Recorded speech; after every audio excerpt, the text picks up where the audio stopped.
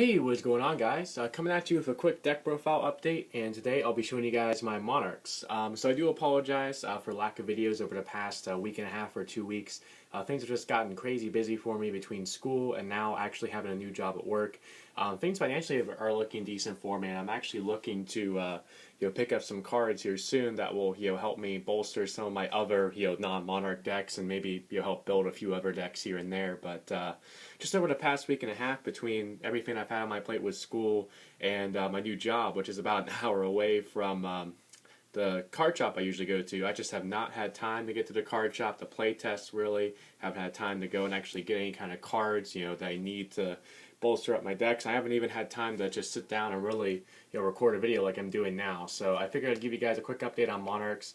I'm also do a little bit of a discussion in this video as well, talk about some of the things that I'm thinking about playing that you potentially could play with Monarchs, and also talk about this build and why I'm not going with a certain other build that's been gaining popularity over the past few weeks. So starting off here with the update profile, we have the free idea, the 2 IDOS, and the 1 Mithra for the Vassals. We have the triple Aether, triple Erebus, double Kuraz, and double Thestalos. And then to round out the monsters, we have the double Majesty's Fiend. So as you can see here from the monster lineup, I do not play the Super Quantum engine. There's a couple reasons why I don't play it. Biggest reason, number one, is I really don't want to make that kind of investment in that engine. I believe the red layer was peaking not too long ago around $40 a piece, and you need 2 of them for that for the engine.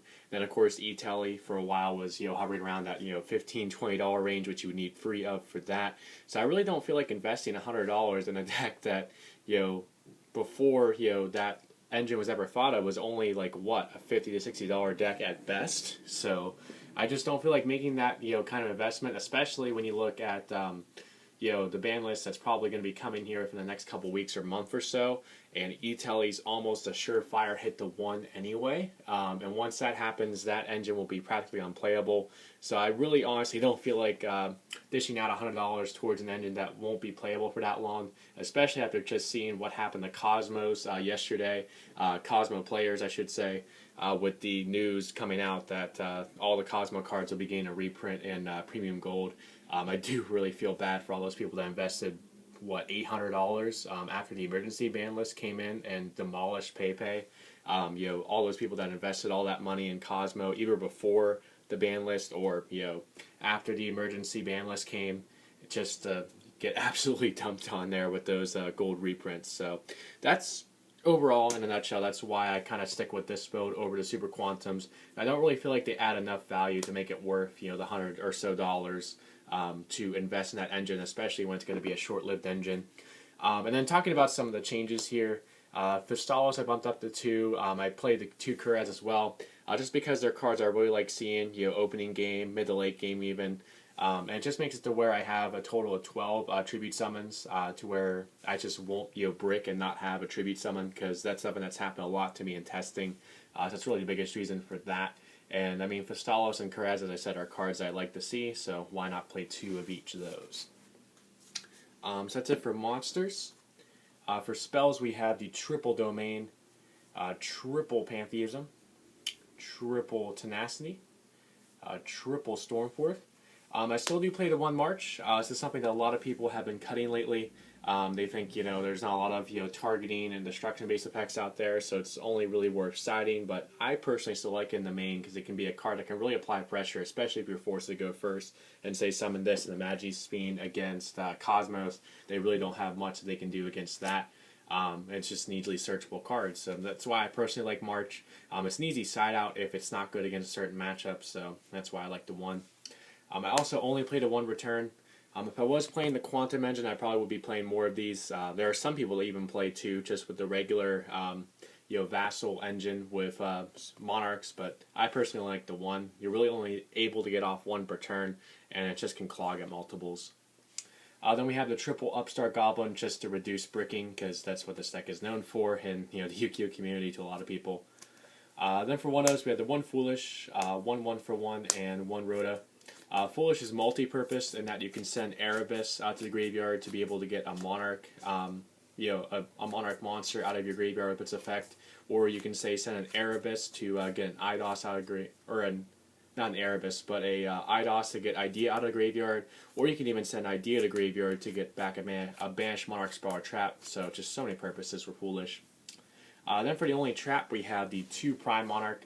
I was really considering playing free because it's a card you like to see, but it's not a card that you really like to have multiples of in the graveyard or multiples of in hand, because really the only use you have out of it is ditching at the graveyard or dumping at the graveyard off of Erebus or Aether. So that's why I personally cut it down to 2. And then one card I definitely would consider either in the main or the side is Solemn Scolding. It's a card that's actually been having a decent amount of success with the players that have been playing it. Just a card that if you open it up first turn with a decent board with a Tribute Summon Monster, Domain, things like that, it can be just really powerful and make it really hard for your opponent to get over. Scolding just can negate everything. Can stop Twin Twisters, can stop Idea, can stop Farm Girl. Just so many things that can stop for the measly price of 3,000 life points. So definitely, if you do own Scoldings, I would consider playing them in the main.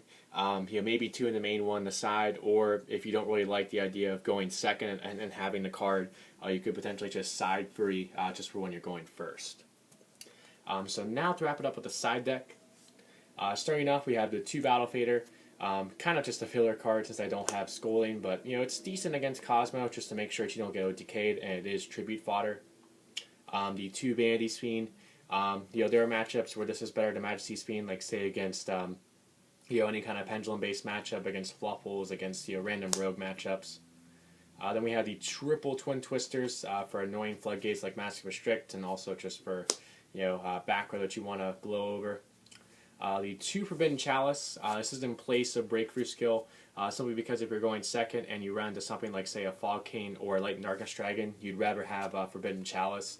Of course, with Light and Darkness Dragon, this will give you another way, along with like Book of Eclipse and Stormforth, to try to get over Lad. Because of course you can play like a Spar Trap, they'll have to negate it, and then you can chain like Chalice or Stormforth to get around it. Then speaking of Eclipse, we have the 1 Eclipse and the 1 Regeki, again for going second if you need to get over a strong board. The 2 Chaos Trap Hole for Cosmos and the Mirror Match mostly. Good for negating Idea, good for negating like Erebus and Aether, good for negating like Farm Girl, negating the summons of the big ships, things like that. And then finally the 2 Royal Decree for those rogue matchups that like to play a lot of back row. So that's it for this updated deck profile / discussion on Monarchs. I do hope you guys enjoyed it.